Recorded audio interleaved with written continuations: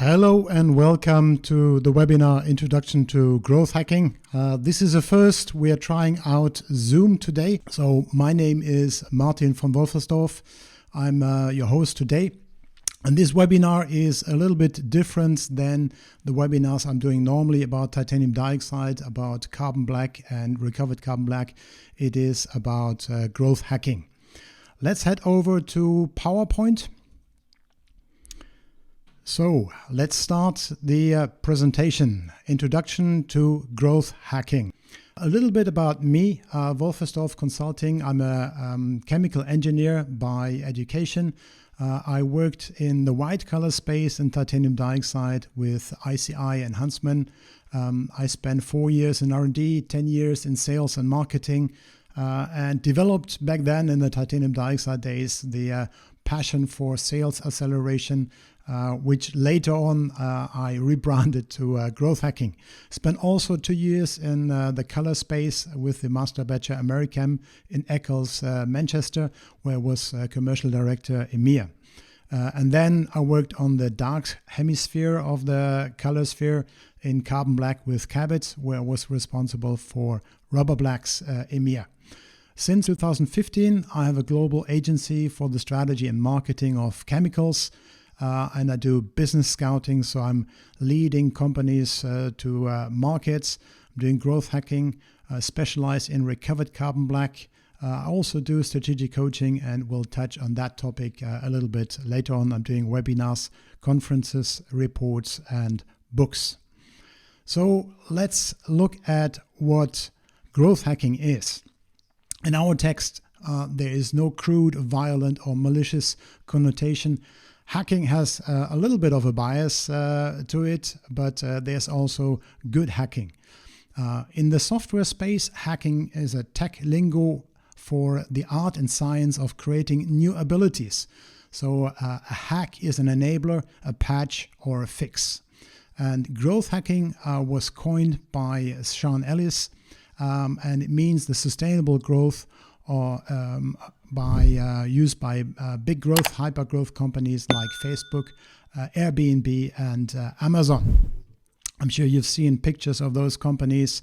Amazon being still a garage company, and Jeff Bezos sitting in his own home. Much has changed, of course, from the day since then.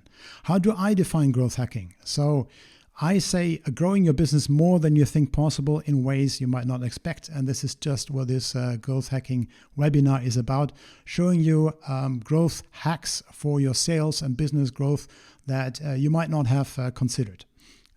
Simple growth hacks as well, easy to apply. Other hacking, you might have heard about life hacking. You might have heard about Tim Ferriss, very good, inspirational life hacking guru. You might have heard about biohacking, Bulletproof, David Asprey, or Maximilian Gotzler in Germany. This is how to hack your health and how to make you more performant.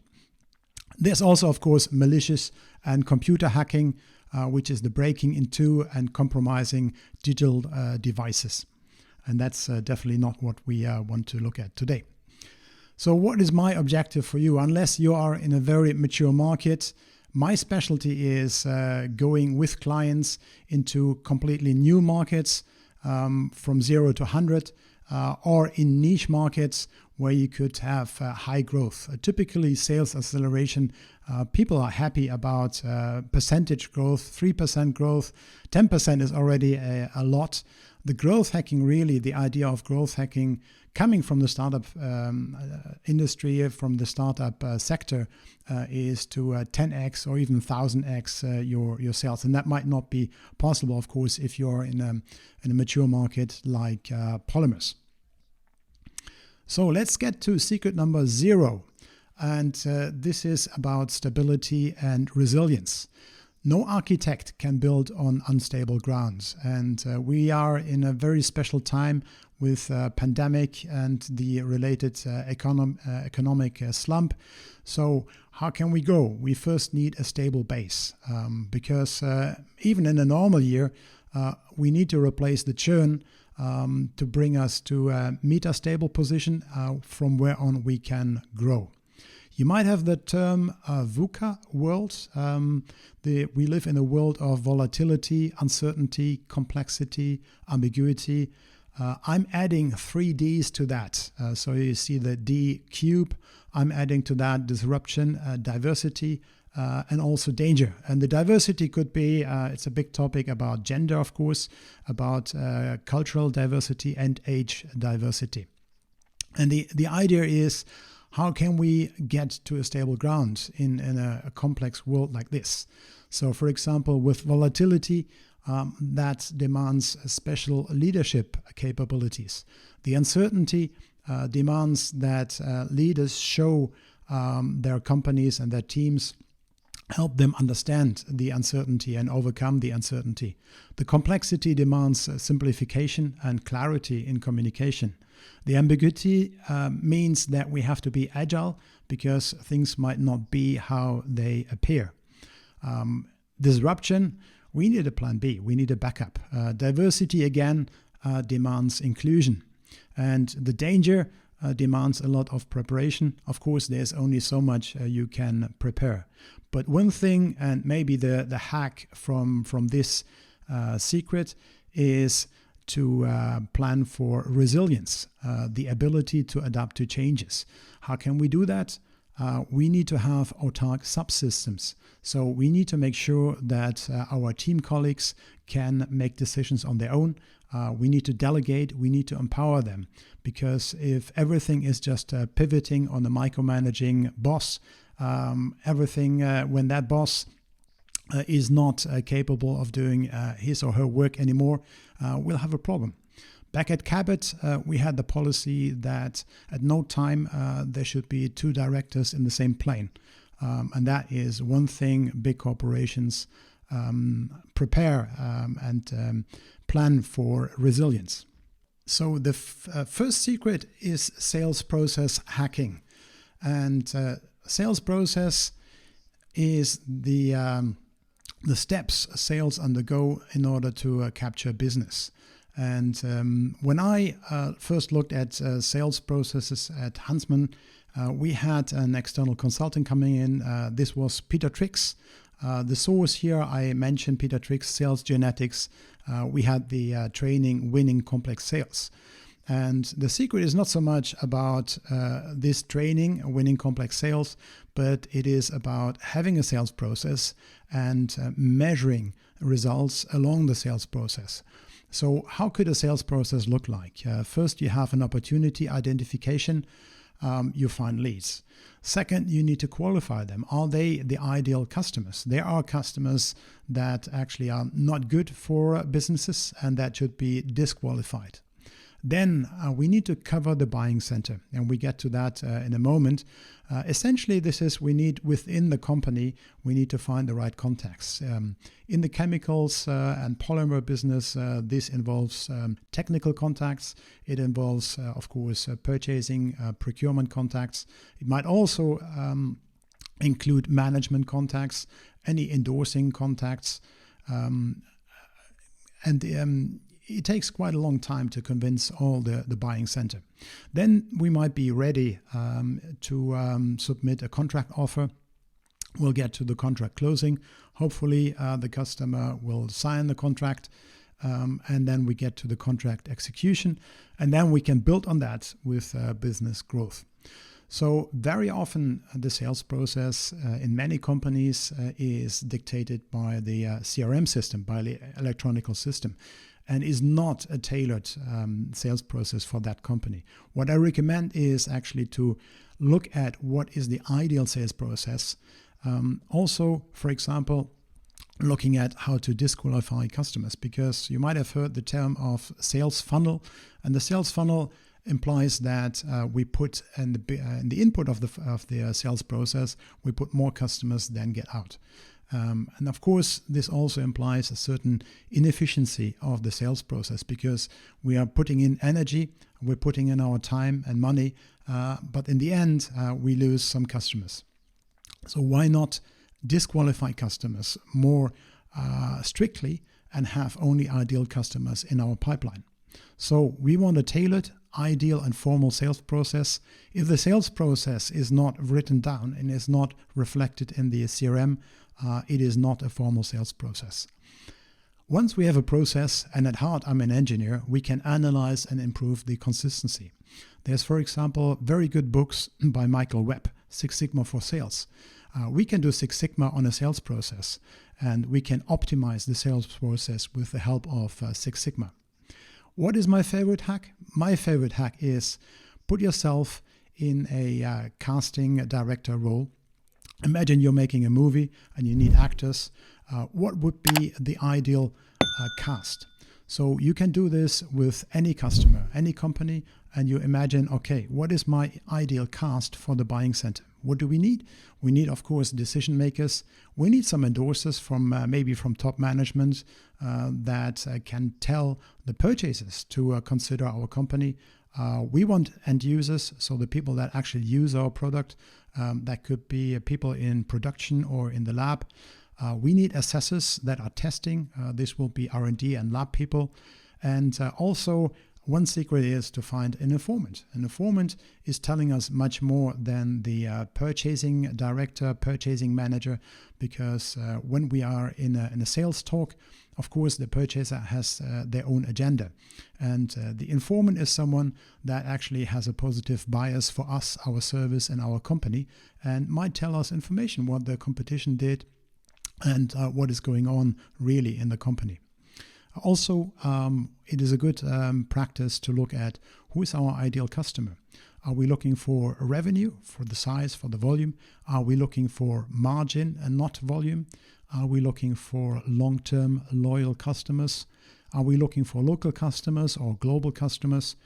Do we look for customers that might be open to partnering in R&D, for example? And this is sales process hacking. And the best hack really is speaking to the right people. I can remember when I was selling titanium dioxide and visiting a customer in Switzerland, a paint company, and the buyer would just take my offer and say, okay, I have a thought about it. And I never realized back then that he didn't have any decision-making power, and he would just pass on my offer to his sales director. I should have talked directly to the sales director. So simple as this. Let's go into key takeaways and a workshop for the first secret. So the existence of a formal sales process is important. The customer qualification. I recommend avoiding the funnel, and I recommend really looking at the buying center. If we're missing some pieces of the information, maybe we need to open new contacts. And one of the ways of identifying contacts and making contacts in any company is LinkedIn, because LinkedIn has now evolved far beyond being a career site. Everybody we ever want to talk to is on LinkedIn. And we can contact people in R&D, in management, in purchasing via LinkedIn. Second secret is upselling. And upselling can be defined in various ways. If you are in digital sales and you want to sell a higher priced product, this is upselling too. With this upselling, I mean selling to the customer's customers in order to create pull on the value chain. And I put the picture of the chain symbolically for a value chain, and the little badge underneath, Intel inside. That's a very good example because Intel is in business to business. Intel is not selling to direct consumers. However, if you buy a computer and you get that label, that is what I mean with upselling. So it's selling to your customers' customers to create pull. This is very important, for example, in the automotive value chain, which is very, very complex, where you have tier 1, tier 2, tier 3, and so forth, companies that are suppliers to the OEM, the car makers that assemble cars.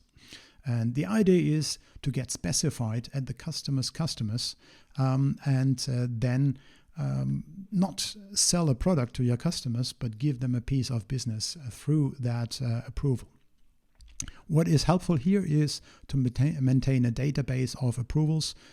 We did that back at Americam, and we were one of only 2 companies worldwide which had automotive OEM approvals for every color and every car maker accessible on the web. And every day would be inquiries from small companies that needed to make parts for Ford or for anybody, Chrysler, BMW, and they needed a specific color, which they found in the approval database on the web. One caveat, be careful not to create conflicts with your direct customers, because there could be conflicts when the customers realize that you are talking to their customers. There could be a risk and they might not understand what you really want to do. So question here and the follow-up would be, do you know your customers' needs? Because then you can align your business and how you create value with your customers and help them actually create that value to their customers. Secret 3 is cross-selling. And the picture I put here is from a consumer example. When at the ice cream shop, the salesperson asks you something else, or even gives you a recommendation, the strawberry is nice with the vanilla flavor. The same can be transferred into a B2B scenario. And you might have seen it in another consumer scenario in Amazon. Customers who bought A also bought B. In the online marketing, very often you, when you buy free and affordable products in the basket, you have a discount for more expensive products. In the B2B area, this is about portfolio management. You could have volume rebates for products, or you can have a product tie-in. For example, at Huntsman Pigments, we gave preference to those customers that bought big volumes of the standard product when we developed a high-performance product, and we give them early access if they already were in business with other products. Also, we can do cross-selling using an external strong brand to sell our product. So the question really and the follow-up is, from where could we get collateral sales? What could we tie in? And it doesn't stop at products only. There could be also be a tie-in in the cross-selling with any other, for example, service products and service, lab services, anything like that. Moving on to secret 4, which is not selling. Now, this is counterintuitive, but bear with me, I explain in a moment. Nobody wants to be sold to. The moment we realize that someone calls us and wants to sell to us, the shutters go down. And I compare the sales and the marketing in a way that sales for me is the hunting or the farming with existing customers, but the marketing is the fishing. So for the sales, we need to be the hunter. We need to get up very early in the morning. We need to prepare everything. We need to have the right rifle. We need to have the right bullet. We need to be prepared. We have 1-2 microseconds for taking the shot and doing the hunting. Now, the fishing is much more relaxed, because fishing, maybe we take a little 6-pack of beer with us. We just throw out our fishing bait, and then we wait until the customer comes and bites. And when the customer bites or the fish bites, then we can pull him out of the water. And so I would argue that marketing is the slower sale, but it might also be the smarter sale. There's a variant of not selling, which is the passive selling. And you could do this, for example, not in a way that you position yourself very strongly and the product very strongly, but you just take all the reasons not to buy away. You ask the purchasing contact, what are the reasons or what would actually stop you from buying today? And then you're gonna tackle all those reasons not to buy, and you move them away. And if the customer doesn't have any reason not to buy anymore, he will buy. And that is the principle of not selling. So Basic question for the follow-up is, do you have strong value creation through marketing? Secret number 5 is social selling. You might have heard about social selling, which is quite a hype. I'm using, as I mentioned, LinkedIn, which is a really fantastic platform for doing social selling and also marketing. And both variants, whether you do the fishing or the hunting. Almost all your potential customers are on some social networks. I like LinkedIn especially. Younger generation might be on Instagram as well. Now you might say, you might not believe that B2B is happening on Facebook, but even on Facebook, you can get to do B2B sales. What is very important to understand is 60% of us are on the mobile device. That means we're reachable immediately. And you might also have seen in the pandemic, I think the availability has increased, and you can really contact CEOs even on the weekends on LinkedIn, and you will get a reply on a Saturday or on a Sunday because they're on their mobile device. Maybe they're posting picture on Facebook or wherever. Or on WhatsApp to their family from their golfing or from their boating or whatever. So they're reachable, and that can be used for business. There's a trend in those social networks to fast posts, and how can we do that? The trend is to video, pictures, and short articles. The trend is away from long articles, lots of text. A picture says more than 1,000 words, and a video is even quicker in communication than a picture. The currency is engagement. So people like and comment and share, and that is the true currency for social medias. The content could be or should be a storytelling. People need to relate to the content. It could be private and business. There's a big discussion. LinkedIn is not or should not be as Facebook. I don't think so. I think in the end, there's no company doing business with another company. There's a human doing a business with another human. And even private content can help us in that matter. For example, I like cycling, I like running, I like traveling. If I see on LinkedIn somebody in my business, in my industry, is also a marathon runner and likes cycling, I can relate to them much better. And then, it's much easier for me to talk with these people. Emotions, passion, inspiration, positive energy, and questions are really the driver for getting communications flow. And the pictures, you can see an article I posted some while ago with, back then I had another profile, W von Wolfersdorf, which had 2 million views. That is pretty extreme, and with the new algorithm of LinkedIn, actually that is not possible also. But the funny thing is LinkedIn is a mean marketing machine, and you can see an email as the on the bottom left from Joe.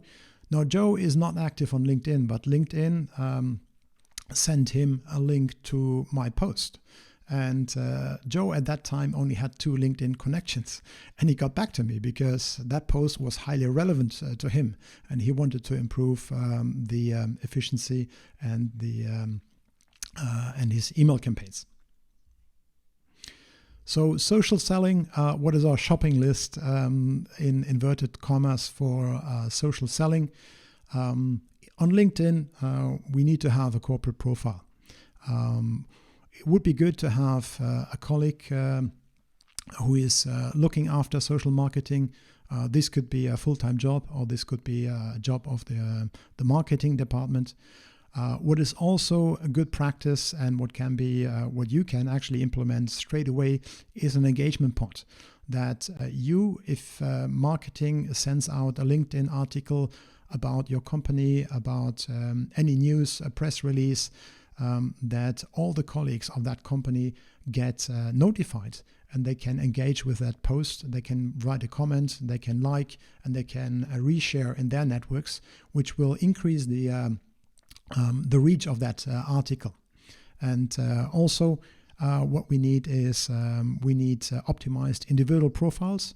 So your LinkedIn profile should not look like you're looking for the next career step, but in that case, your LinkedIn profile should look like you're working for your company and how you can get value for your customers. And that will be reflected in the tagline, that will be reflected in your posts and in your summary, for example. Let's go to the next secret, which is secret number 6. Influencer marketing. You might have heard about influencers. By now, I think they have a tad bit a negative bias as well. The idea is using the brand, the credibility, and the reach of influencers for your business. And there's macro influencing and micro influencing. The micro influencing is you and me and our networks, people who know us, people who are connected with us on those networks. Now this, of course, is something that is in the digital work. You can see one of my posts, which wasn't overly successful, 2,000 views. But when you look at the likes and the comments and the reshares, that is highly successful. Also, LinkedIn shows that most of the views come from a second degree network, which means these are not my direct connections, but my connections. And in that article, I wrote about tire recycling. So it's good to see Michelin, Bridgestone, Goodyear, lots of views from the tire companies, also 287 views by CEOs and executive directors. How did I do this? Of course, I forwarded that article to all of my contacts by email or by a direct message on LinkedIn. And I asked them to comment on the article. So this is micro-influencing.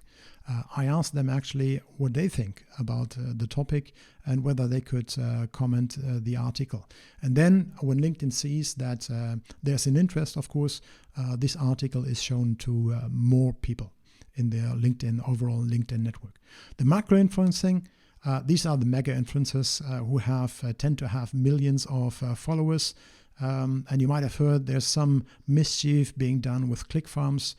So the clicks and the views, that can be compromised, that can be bought.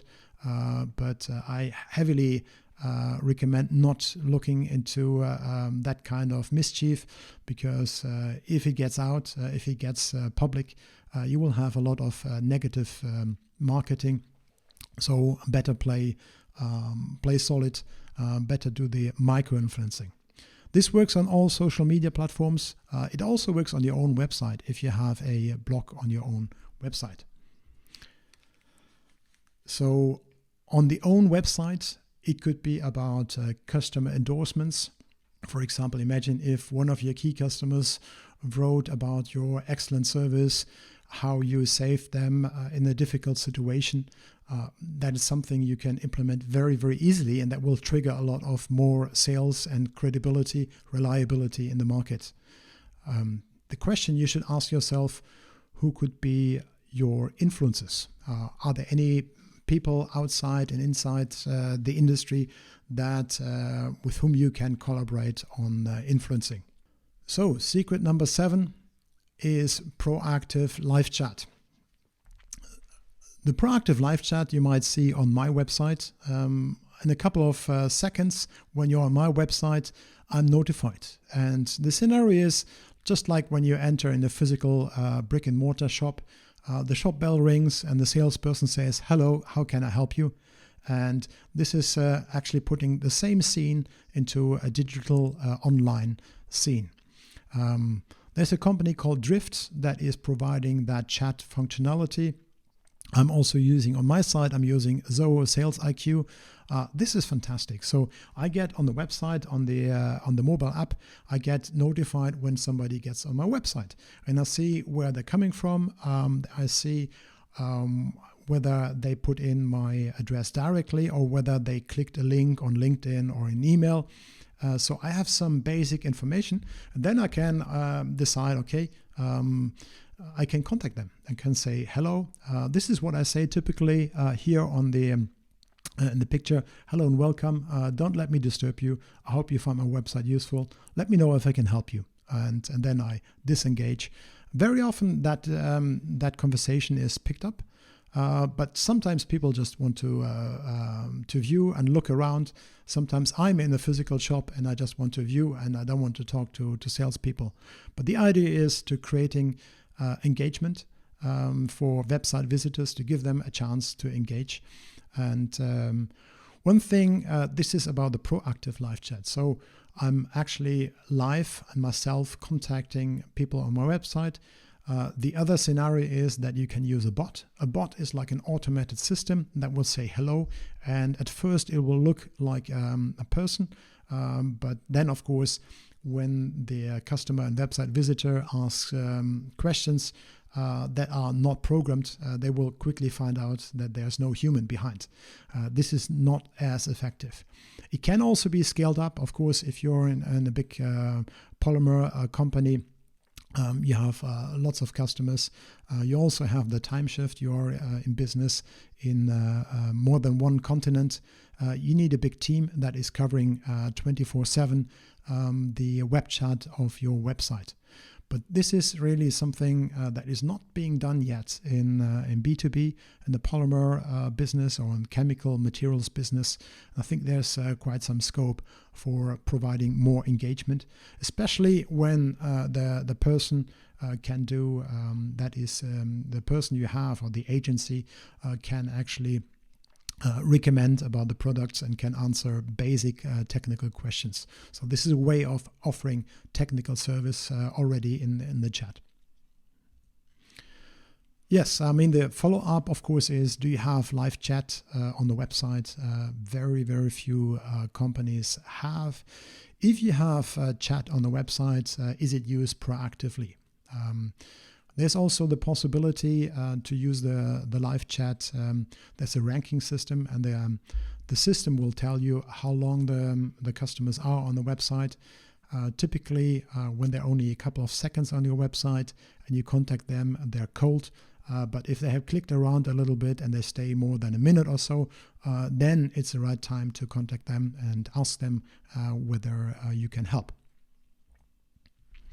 Secret number 8 is reverse form marketing. And this is something that works very, very well with small, medium enterprises, SMEs. Normally, the web forms are intended to inquire with the supply for their product. But a growth hacker can use it in order to sell or to offer a link exchange to get into contact. Now, the surprising thing is that small, medium enterprises very often have the managing director monitor the web inquiries. So the web inquiry is directly forwarded to the managing director. And this gives us direct access to the decision maker. And very often, in the case of Huntsman, for example, and Americam, less with Cabot. In my past, I targeted small, medium enterprises, maybe even family-based enterprises, because they're highly specialized and they appreciate high-value products. They appreciate the service. They appreciate the personal contact. So this is a nice secret how you can access the managing director of small, medium enterprises if you want to contact them for sales. And the automation of this form marketing can be also very powerful. I once did this with a fellow growth hacker who had the possibility to automate that sending of the messages. And he sent millions of messages to web forms in Germany. And all messages had my number on. My telephone rang day and night. It was crazy. Of course, that needs to be managed. That the messages are only sent to qualified customers, that these are the ideal customers. So what about follow-ups or main takeaways? This can be used by individual sales colleagues, like the salespeople. They look up their target customers, their small, medium companies, customers, and contact directly. Or this can be contracted out to a form of marketing agency. Secret 9 is real-time leads. And I love this. When you look at the picture and you're into fishing, that is high-tech fishing. There's 3 fishing rods, and to every fishing rod is connected a bell. So the fisherman doesn't even have to be in the water. He can be on the land, and he can wait until a bell rings and he knows a fish has bitten, and then he can start the fishing process. We can do the same with sales, marketing, with any contact. We all hate cold calling. I hate cold calling with a passion. But what if you could call your prospect just when they think about you and when they think about your product or your service? So the idea is a real-time lead service notifies you in real time, and that is in seconds, when your email is read, and then you can reach out to them and call their mobile. So you need to send an email, and you need to have their mobile. There's, for example, MailTrack offers this service for Google Mail on the Chrome browser. Now you might say you have a corporate mail, you need other mail services to implement on corporate mail. But the idea is very, very simple. MailTrack, so if I send a Google Mail and I have MailTrack switched on and someone reads my email, I get a notification. I even get notified if there's several links in my email, I get notified which link was clicked. So that gives us the possibility to do A/B testing. And A/B testing is maybe the most powerful marketing strategy of all times. A/B testing is you have 2 different products and you offer both to the customer. And then the customer chooses one of the 2 links and you know what he's interested in. Or you can even offer 5 things. You can ask, are you interested in polymers for paints, polymers for plastics, or anything? And you can actually get a lot of information. And because this is in real time, you can then call your potential customer and you can engage with them at a time when they think about you. This is not cold calling. I would call this warm calling. The cold calling is when you call someone and he does something else. But here, he's already reading our email. He's thinking about the company, the products, and the contact. So it's a good time for a phone call. So the follow-ups are integration into corporate email. When you think about it, very often in a big company, you could even use it internally, because if you use that kind of system internally, you know when your colleague is reading that email, and you can call your colleague and have a very efficient communication because they just read your email. Secret number 10, branded answering. So this is getting a little bit more into the agency world, using a marketing agency.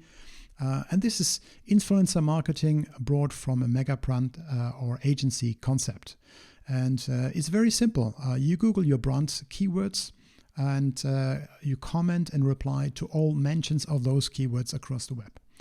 So for example, anything aqueous polymers, you Google that and you look all the blogs, you look at within LinkedIn. LinkedIn is a good place to start because it's a very controlled environment. So my recommendation is start small, start on LinkedIn, and you can Google the posts about relevant keywords, for example, polymers. There's also aggregator sites like SpecialChem, where you can reply to inquiries, where there's forums for formulation. There's a group on LinkedIn, Formulators group, where there's people that create recipes for paints, plastics, whatever, and they're discussing polymers, pigments, everything. That would be a good environment that is highly relevant to the products. And then, of course, you can start small. You can start yourself on LinkedIn. But you can scale up through agencies. The big brands like Coca-Cola are doing this. They have marketing agencies that are blogging, that are vlogging and twittering and posting stories on Instagram on the brand Coca-Cola and every other big brand. Major takeaway, I mentioned already, start small with LinkedIn. LinkedIn would be really my number one recommendation for any kind of growth hacks. And you might see LinkedIn mentioned in almost any of my growth hacks. Secret number 11, also very, very simple. The sales process in many companies is very complex.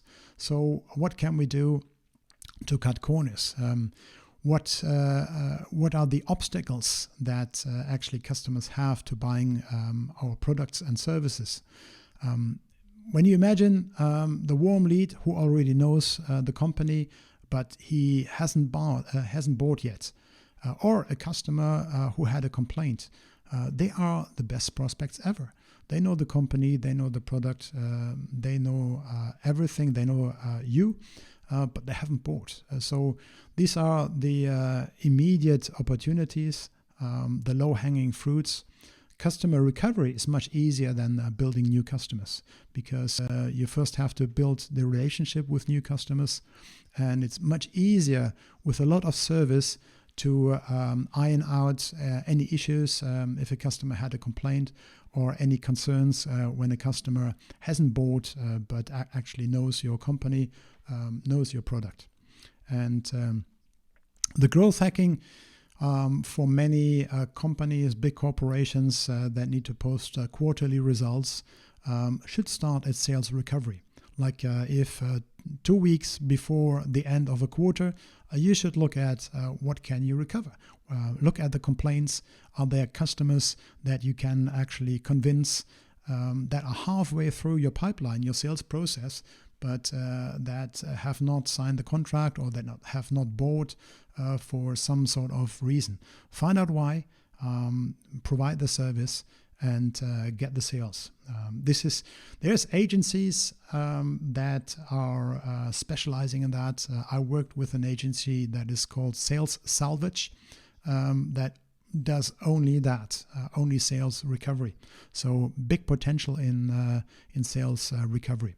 This is the quickest growth hack you can do. And the complaint management really shows the level of customer service you're doing. And customer service, after all, is something that is very difficult to copy. The competition can almost copy anything you do, your product, your name, many things, but they can't copy the people. They can't copy the service.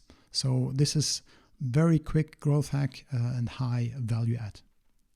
Secret number 12 is linked to startup strategy. Now, that might not be relevant for you if you're not in a startup.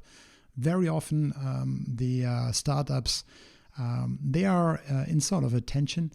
They want to change the world. They want to do everything, but really everything different than the others. But what they forget is really they need to find the quickest way for getting cash flow.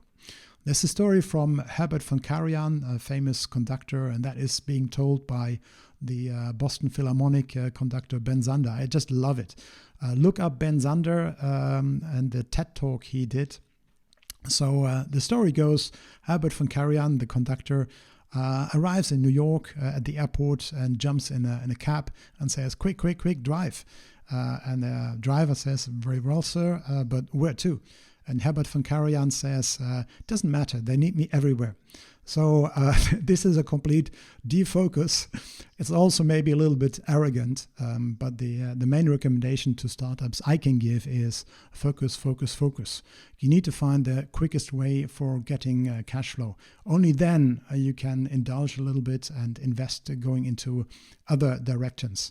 How do you do that? A startup, even more than a big corporation, needs to create demand deep in the value chain to create pull from the customer or even the customer's customers, as we mentioned.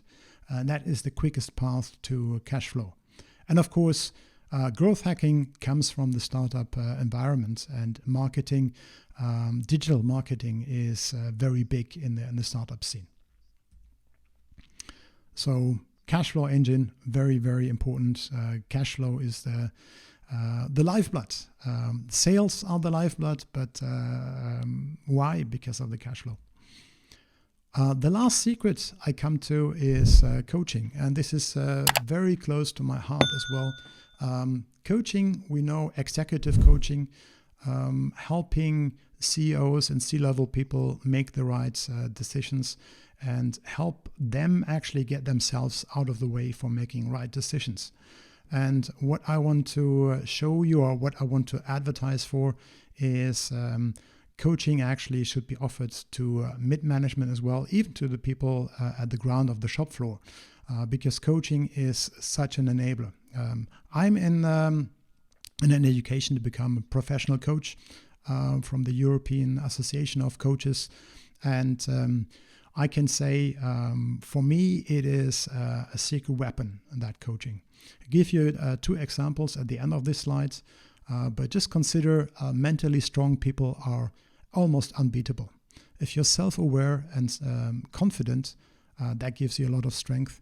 You can manage your fears. Very often we are actually we're chased by demons. That could be fears, that could be anything, any negative emotions. The one thing you can keep in mind is that voice in your head is always right. So if you tell yourself you can do this, you can do this, you can do anything you want.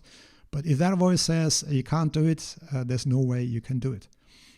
So it helps us become resilient as a person, but also the coaching can help to improve the collaboration, to improve the team spirit. Because if everyone is taking their own problems away and can really focus on the team, we'll have a very high efficiency in the team. There's actually nice books by Michael Bungay-Stanier about coaching management style. I'm a big fan of the coaching management style, delegation, empowering people, and leading by questions.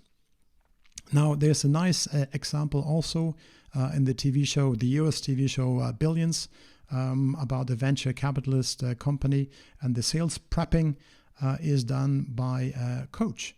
And so these salespeople or these trader people, they move millions, if not billions, of cash with every contract. And they have a coach that helps them perform the best they can, and to manage the fears and to manage themselves, and do the best they can, have the best performance in their trading of shares. So that's a very nice example, and I think a coach should be available to everybody in the company. So not just the CEO, and that's my final recommendation. Sales secret or growth hacking secret number 13 is coaching, because our emotions guide us so much, and the performance can be so much improved if we're fearless and we can make decisions without emotions. Thanks again, and have a good afternoon. Bye for now.